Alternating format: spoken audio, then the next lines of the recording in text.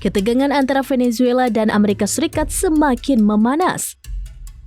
Sebagai langkah antisipasi terhadap intervensi militer Amerika Serikat, militer Venezuela dilaporkan mulai membagikan ribuan senapan laras panjang kepada warga sipil di berbagai distrik kelas pekerja.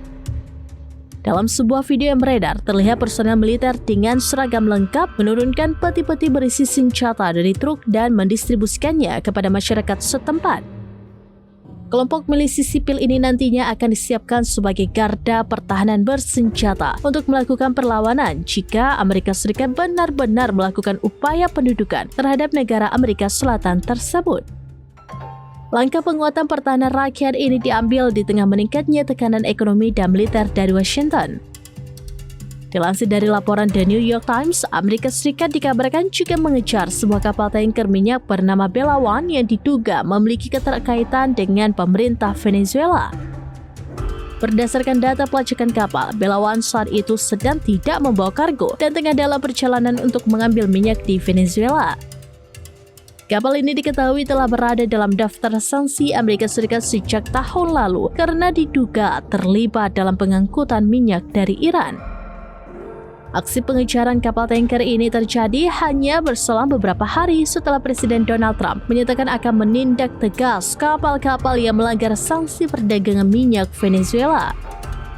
Di sisi lain, pemerintah Venezuela merespon ancaman tersebut dengan memperkuat milisi rakyat sebagai strategi pertahanan integral nasional untuk mempertahankan kedaulatan negara mereka dari segala bentuk agresi luar.